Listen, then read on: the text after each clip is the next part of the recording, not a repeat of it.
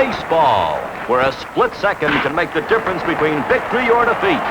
Baseball, a bond among Americans everywhere. Baseball, with its thrills, its excitement, its action. Baseball with the Minnesota Twins, pride of the upper Midwest. We're gonna win, Twins, we're gonna score. We're gonna win, Twins, watch that baseball soar. Crack out a home run, shout a hit, hooray! Cheer for the Minnesota Twins today.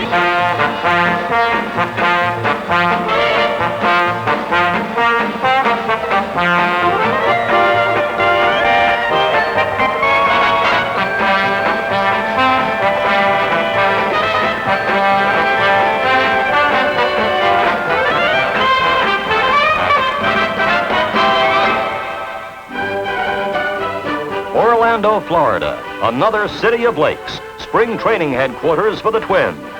The Twins reside at this beautiful hotel. At Tinker Field, it's the team picture, then down to business. Muscles are stretched to meet the strain of quick stops and starts. Speed is all important, and so is teamwork in making the double play. Grapefruit League exhibition games, such as this one against Cincinnati, are further tests of the lessons learned during long hours of drilling.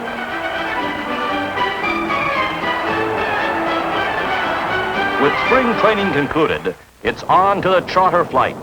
Goodbye, Florida. Hello, New York.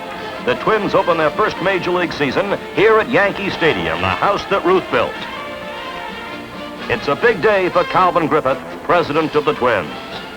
In the opener, there's no scoring during the first 6 innings. In the 7th, Bob Allison comes up for the Twins. Joe DiMaggio, the ex-Yankee great, is among those looking on.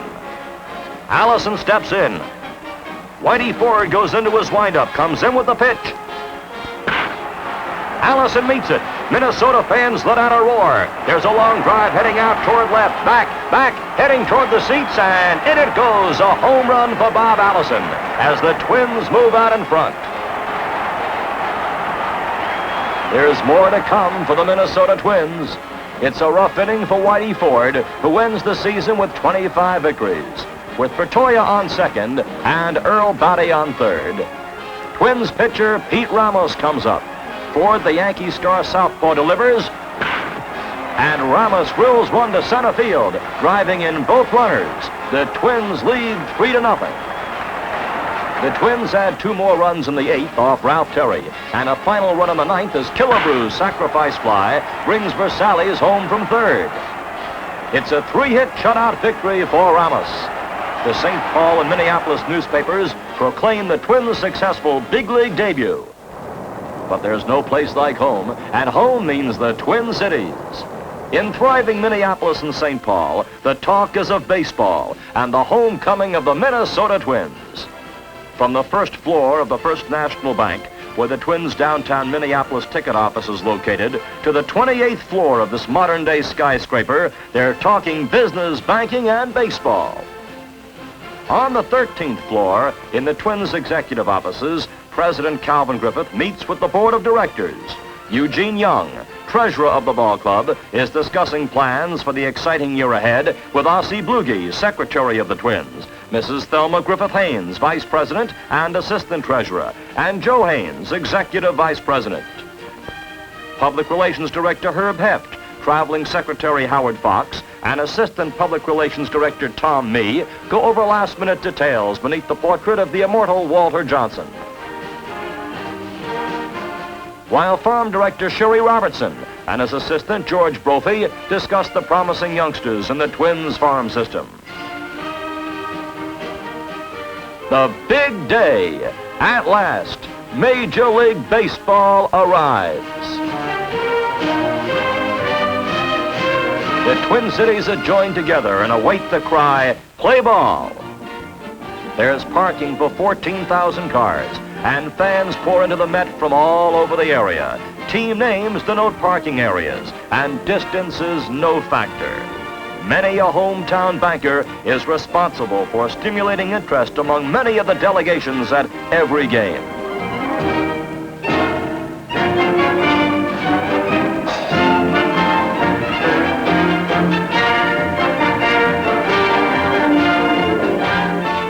here the fans come from all over, many with season tickets. All seats are good ones in this modern, spacious stadium.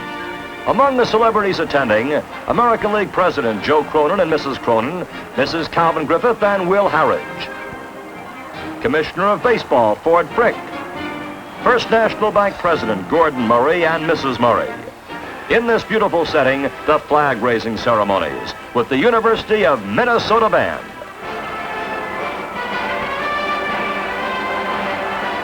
Minnesota's governor throws out the first ball, applauding a First National Bank Senior Vice President Clark Bassett, Vice President Roland Thulin, and their wives. Team Captain Harmon Killebrew heads the Twin Stars on parade. Minnesota's slugging outfielder Bob Allison. And the sturdy catcher Earl Batty. Lenny Green, the team leader in hits. Cool, poised Jack Kralik. And the league strikeout king, Camilo Pascual. These are just a few of the many Twin Stars the fans turn out to see and cheer. From the first game to the last, there are thrills galore. Let's play ball and look at some of the highlights of this action-packed season.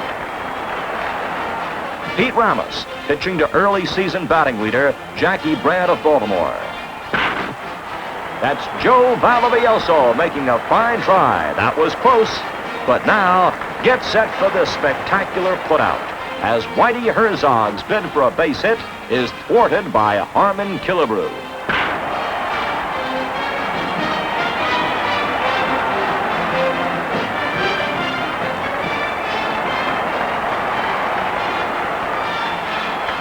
Here's Don Mincher, expected to be a future star with the Twins. This past season, the rookie first baseman was a potent hitter for Buffalo and proved agile in the field. These plays demonstrate why the Twins are so high on this young fellow's chances.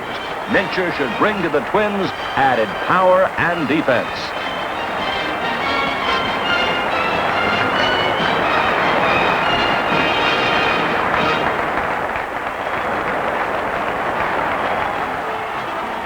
Over 15,000 excited youngsters attended Twins baseball clinics. Here one group watches as Angelo Giuliani, Twins scout, demonstrates the art of hitting.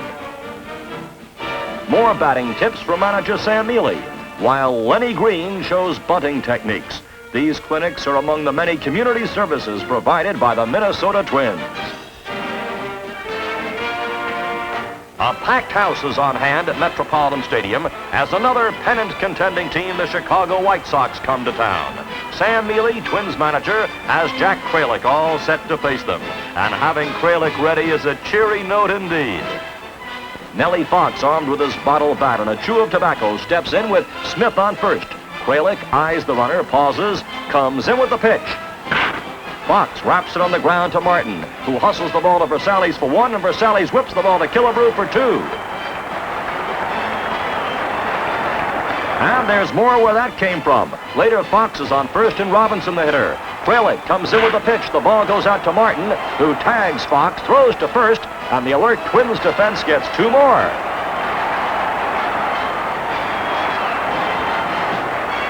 Meanwhile, the Twins are forging ahead. Bob Allison comes up with two men on. Southpaw Billy Pierce is on the mound. The White Sox are well aware of Bob's clutch hitting ability as they get set defensively.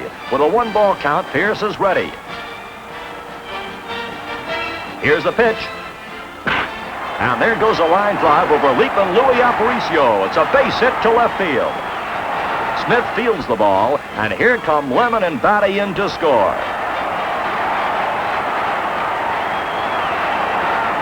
The White Sox have long been famed for their defense, though. Here on Jim Lennon, Nellie Fox makes the type of Chicago defensive play that has made the White Sox such a tough opponent.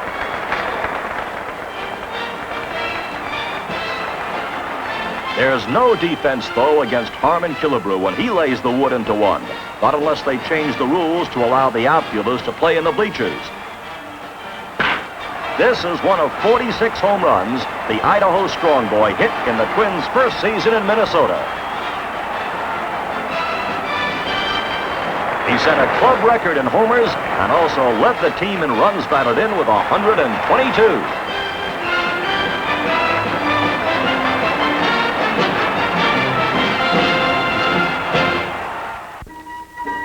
Fans pour into Metropolitan Stadium from all over the upper Midwest. An impromptu picnic is held in one of the spacious parking areas. And every day, many come by charter buses. Summer excursions from over 1,000 miles away. There's a special day for real twins, and more than 250 pairs show up. The stadium is a busy place. Ticket manager Charlie Lavender, concessions director Jimmy Robertson, and stadium operations director Billy Robertson are specialists in their fields. The Twins receive expert medical attention from team physician Dr. Bill Prophet and trainer George Lentz. Jim Cott warms up to meet Cleveland. One of baseball's colorful personalities, Jimmy Pearsall, is on hand.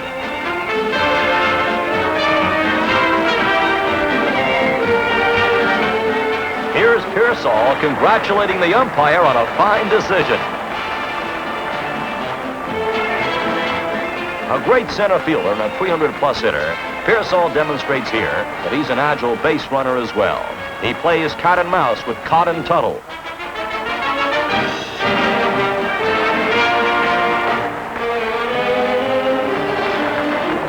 The trap finally closes in on him, though, as Tuttle applies the tag.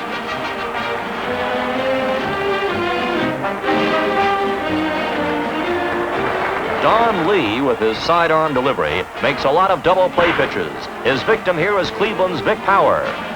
Versalles to Martin to Killebrew, and Romano and Power are erased. Baseball has its thrills and its spills. Here Lee gets Temple to ground to Versalles. Martin covers at second, but arriving with the ball is aggressive Willie Kirkland.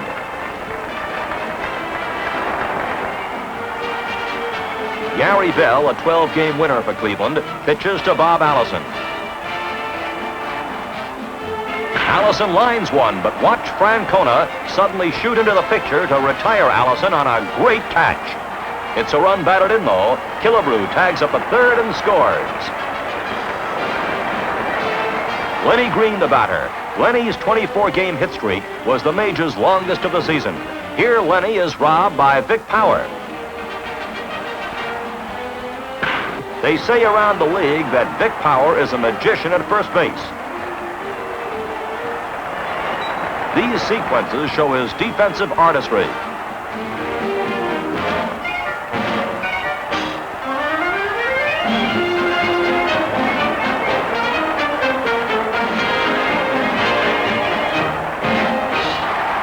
And now it's on to Boston for the second All-Star game.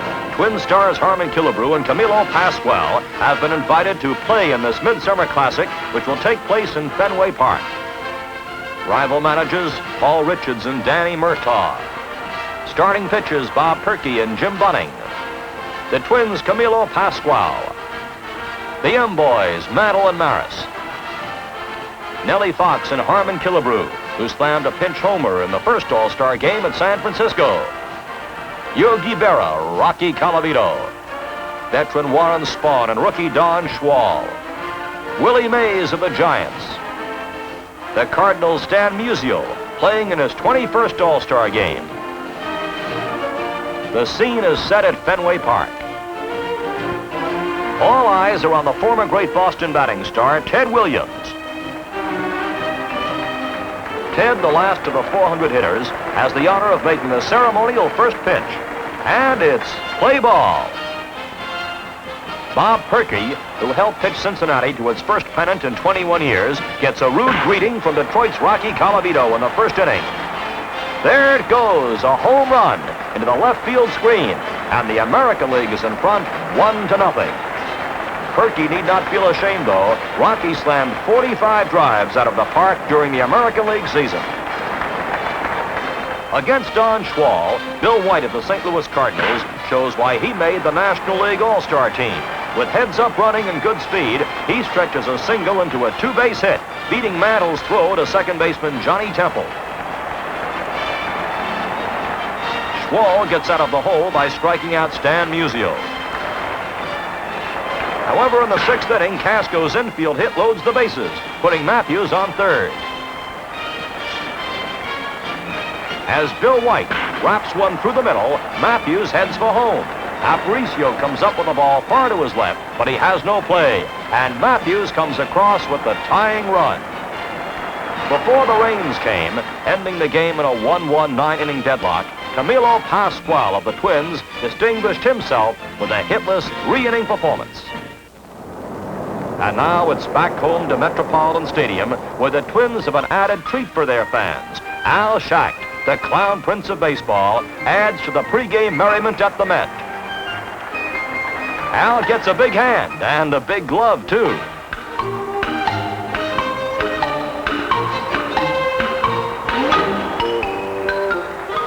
Holding this one aloft posed too weighty a problem. Another beautiful summer night for baseball.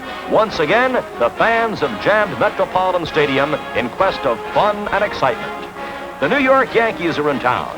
The TV and radio play-by-play is being beamed throughout the countryside to the vast Twins network for those who couldn't make it to the game in person. Words fill the airwaves, and many are about the classic duel of great pitcher against great hitter, the Twins' Camilo Pascual against the Yankees' Mickey Mantle. It's strike one. Mickey swatted 54 homers in 1961, but here he's up against the league strikeout king, Camilo Pascual. It's strike two on Mantle.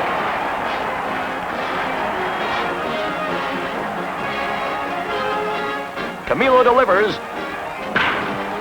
and Mantle lifts a high pop foul, nabbed by Lepsio in front of the Yankee dugout. The Yankees are tough, though, with Stafford pitching for New York and Killebrew at the plate. Watch this play by New York's Clete Boyer.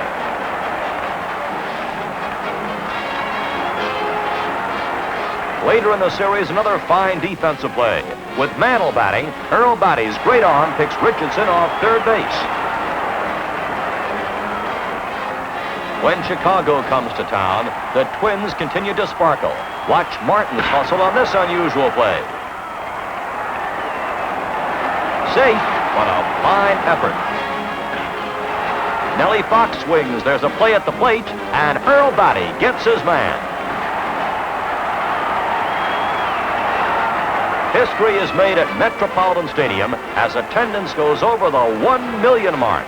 It's Thanks a Million night, and the Twins give away 3 new automobiles to mark the occasion. Construction continues in the ballpark during the season to expand the seating capacity to 40,000.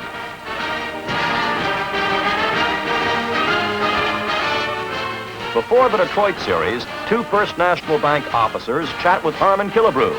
Dick Wyrock expresses an interest in the Killebrew bat.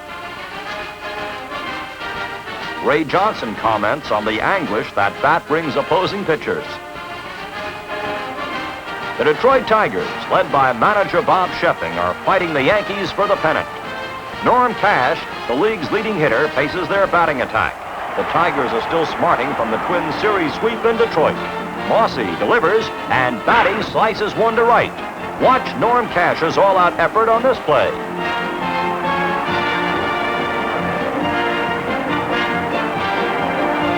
Batty, the Twins' leading hitter at 302, has another hit, despite this tremendous defensive try.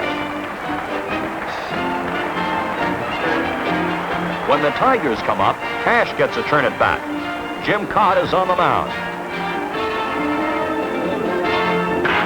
Cash lashes one past the diving Valdivielso. Coming in from third is Bruton, and the Tigers stay alive. Action, you said a mouthful. Later, Rocky Colavito, who had 140 runs batted in for the year, steps in against Cott. The talented southpaw winds, delivers, and Colavito sends a bounder out near second. Martin makes a fine play, and a dangerous Tiger is out. But there is still Al Kaline, a former American League batting champ. Al flexes his fingers on the bat, waits for Cott's pitch. There's a long fly heading out toward left. Back goes Big Jim Lemon. He's on the cinder path near the fence, reaches up, and he's got it. Bill Tuttle comes up for the Twins. Frank Lowry is on the mound. Here's the pitch. Tuttle swings, sends it grounded to deep short. Fielded in the hole. Here's the throw. Tuttle is out at first, but Batty on third breaks the home. Cash wheels. Here's his throw to the plate. It's going to be close. Batty dives, and he's safe.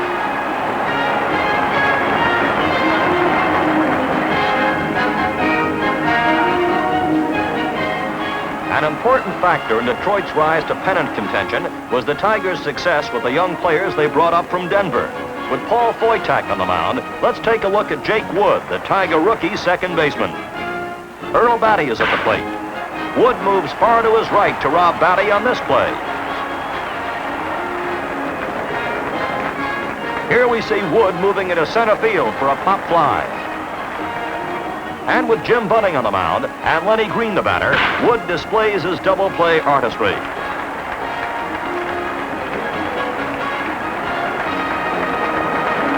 Infield plays of this type and outfield defense such as this K-line catch help back up Tiger pitching throughout the season.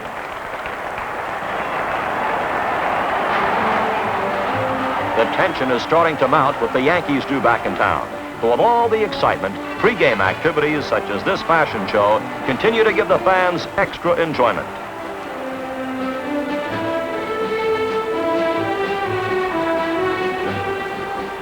New York arrives. Here's Ralph Houk, gunning for the pennant in his rookie year as manager. Power-laden Mickey Mantle warms up. Added drama is furnished by Roger Maris, whose home runs were creating a national countdown. The game gets underway. Jack Kralik, the 13-game winner, is on the mound. The crowd is tense as Maris comes up. Kralik gets the sign. The southpaw's ready. There's the windup, and here's the pitch. Maris sends a liner headed toward right field. The crowd rises as Bob Allison gets a good jump on the ball. Allison comes charging in, leans forward, reaches for the ball, and he has it with a fine grab.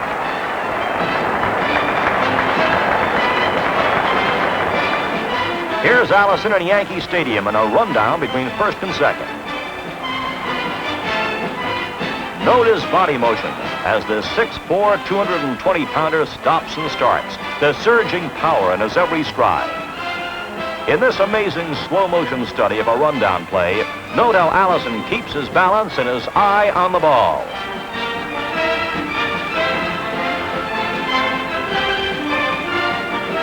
Muscles in motion might be a concise description. And defensively, Allison continues his spectacular fielding. But there's still the Majors' top winner, Whitey Ford, to contend with. The Yankees sense the pennant, but they're not there yet. Earl Batty steps in against the talented southpaw. Ford set to deliver. Pitches. Batty connects. It's a base hit.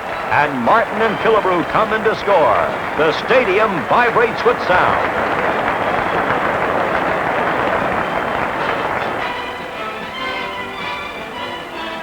Whitey takes a deep breath. These twins are rough customers. In this inning, Green sends a ball to deep short. Rangy Tony Kubek fields it far to his right.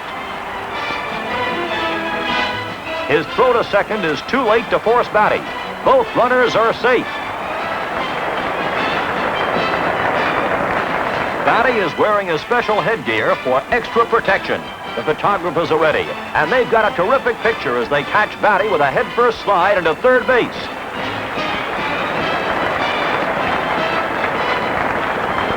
Here's Bill Tuttle to continue the sensational play for the Twins.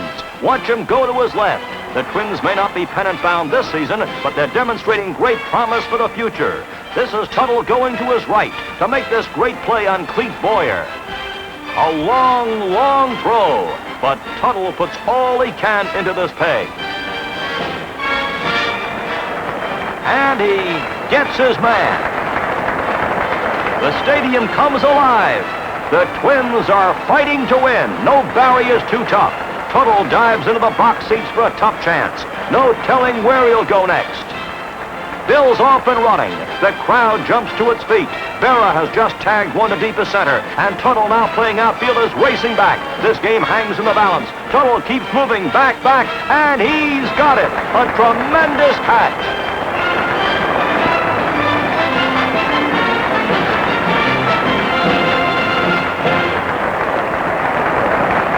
This game, every game, the Twins are playing to win. We're gonna win, Twins, we're gonna score. We're gonna win, Twins, watch that baseball start. Crack out a home